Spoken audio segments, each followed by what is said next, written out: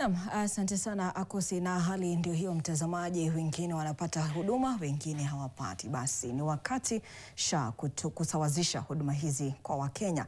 Sasa kutoka kaunti hiyo ya Kakamega tuelekee hadi kaunti ya Kiambu. Wakazi wa wadi ya Kamburu mpakani wa maeneo bunge ya Lari na Githunguri katika kaunti hii wanalalamikia barabara mbovu ya Nyamuthanga kuelekea Kamburu yenye umbali wa kilomita 4. Wakisema imekuwa balaa hususan msimu wa mvua na wakati wa kiangazi pia imewakosesha amani. Abraham Gadesha anaarifu kuhusu yaliyomo katika eneo hilo na jinsi wanavyoathirika wakazi wa hali hiyo.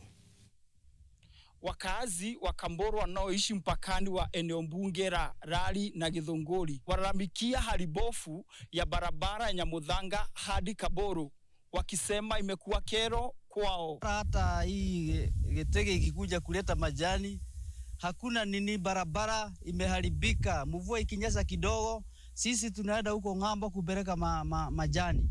Sisi tunaona nini ile shida tuko nayo kwa sababu tuko katikati ya Lari na Githunguri. Tuko kwa mpaka. Barabara ikiwa mbaya, hakuna maendeleo iko naye.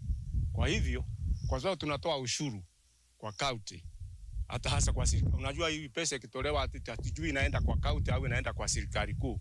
Tunataka tuangaliwe kwa hii barabara, kwa ward hii ya Kamburu ward ni mbaya zaidi kwa barabara, kwa hata kwa biashara. Barabara si poa, kila kitu yote imeharibikia kwa barabara.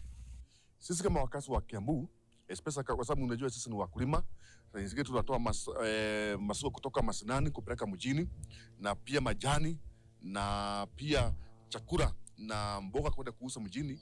Wakati kumenyesha, tunaenda hasara kubwa sana. Unakuta hiyo barabara kwa sababu ni ya mchanga haijawekwa rami, inakuwa na vumbi mingi sana. Wakati magari inaingia hata uwezo kupumua kwa sababu ya vumbi ambayo imesanga kila mahali.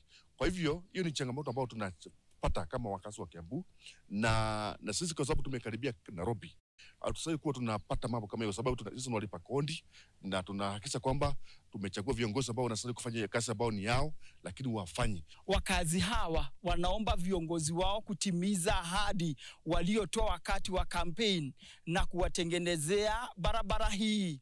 Abraham Gadesha, NTV Mashinani kutoka kaunti ya Kiambu.